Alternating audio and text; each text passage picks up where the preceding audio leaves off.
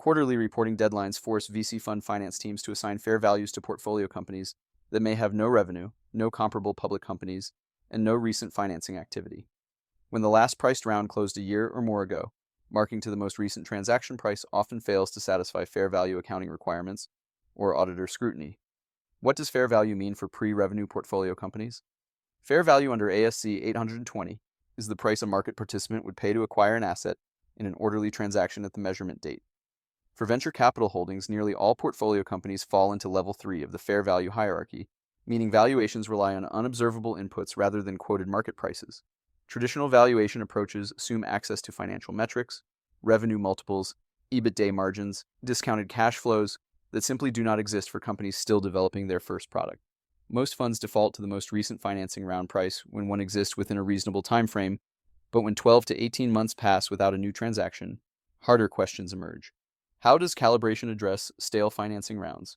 The AICPA's valuation guide outlines a calibration approach for situations where the last financing round is no longer a reliable fair value indicator.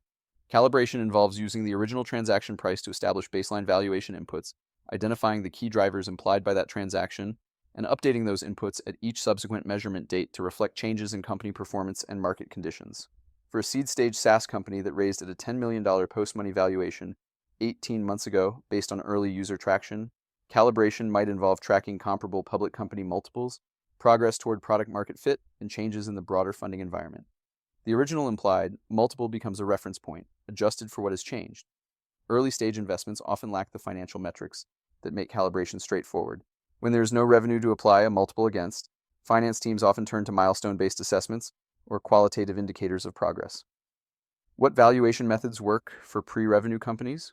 OPM backsolve, used when a recent financing is available. Key inputs include transaction price, capital structure, time to exit, and volatility.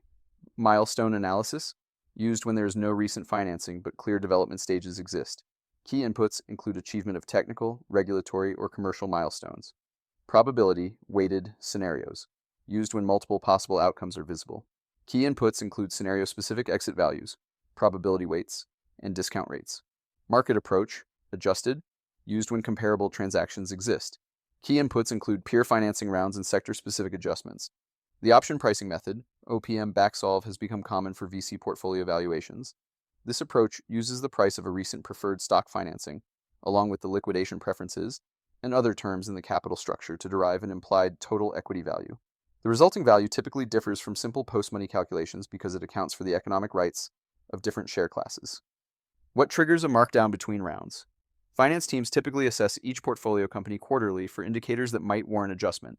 Common triggers for markdowns include cash runway falling below 6 to 12 months without a clear path to additional financing, failure to meet key milestones that underpinned the prior valuation, material adverse changes in the competitive landscape or regulatory environment, significant departures from the founding team or key technical personnel, comparable public companies or peer financings reflecting meaningfully lower valuations. Industry data suggests VC managers hold portfolio companies at an average discount of roughly 20-25% to the last round price, though this varies across firms. When negative indicators emerge, some funds mark positions to zero even if the company has not formally shut down, a conservative approach reflecting the reality that distressed early-stage companies rarely achieve meaningful recoveries. How should finance teams document valuation conclusions? For stale rounds and pre-revenue companies, the documentation burden increases.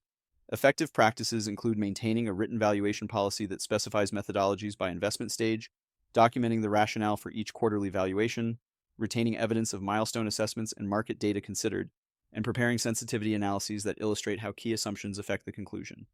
Both AICPA guidance and the IPF guidelines emphasize using consistent valuation techniques from measurement date to measurement date unless changes in market conditions or investment-specific factors would modify how a market participant would determine value. Switching methodologies between periods without clear justification typically draws additional audit scrutiny. Regular communication with portfolio company management provides critical inputs for quarterly valuation, cash position, runway, key hires, customer traction. For companies that have gone quiet, publicly available sources and transactions involving comparable companies can provide supplemental context. Funds that establish clear policies, maintain consistent documentation, and stay connected to portfolio company management typically navigate audit season with fewer surprises.